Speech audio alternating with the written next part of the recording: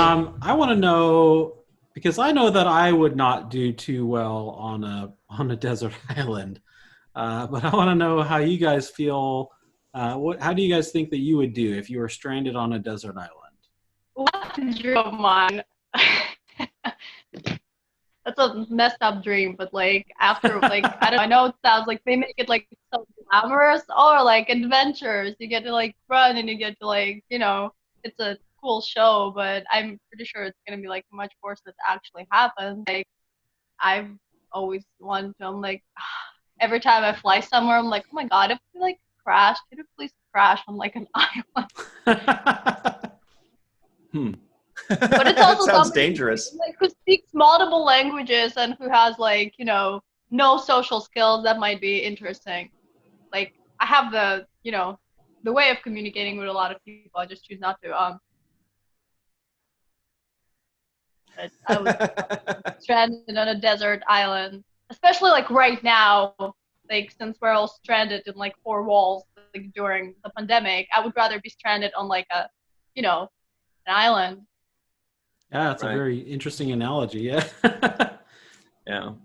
I don't know. I think I'd be fine. I like most people, because I think about this actually sometimes, but I usually liken it to living in the past. Like, how would I do 2,000 years ago, for example, or even 500 years ago? How well would I fare? And most people's immediate response is, oh, I'd be fine. But then, if you really think about it, well, look, I wear contact lenses. 500 years ago, they didn't have that, right? What if this was 2,000 or 3,000 years ago? What if there are no glasses? I'm pretty much an invalid. Any guy with like very little fighting skill could still kill me because I wouldn't even see his swing coming at me. You know what I mean? Like I'd be useless. I'd be like this guy that's, say, healthy, athletic, and ready to go, but I can't see shit. So what does that mean? I'm an invalid. I'm a loser back in those days, right? Whereas on a deserted island, okay, so it's a little different because presumably I've got the contact lenses already in my eyes. Presumably I've packed my glasses with me in case they fly out or they run out. They may or may not drown in the ocean. Right. So I'd be vulnerable. My vision would make me vulnerable. But beyond that, if I had the contact lenses and they were freshly put in, as in like, I've got the 2-week contact lenses. So what if I'm on the very end of the 2 weeks? They're going to start burning pretty quick, but anyway, beyond that, I'd be fine. I'd get some sunburns, but other than that, I can climb trees. I can swim. I can do whatever, I think I'd be okay. I'd have to, oh shit, I'm vegetarian. I'd have to. I know. I was gonna say you gotta like learn how to eat fish. I'm pretty sure and, like if you have an option between like dying of starvation and eating a piece of fish, you probably. Well, that's not the question. Of course I would. Of course I would to survive, but it would be a difficulty. What if your stomach? What if you don't eat meat for 10 years and you try to eat fish? And what if your stomach can't handle it? Or what if you break in hives? I don't know. These are just the things.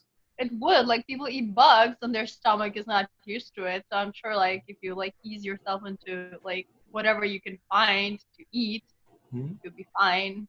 I think I would actually last very good because just for the stupid reason that I never drink water and I'm just really bad at it.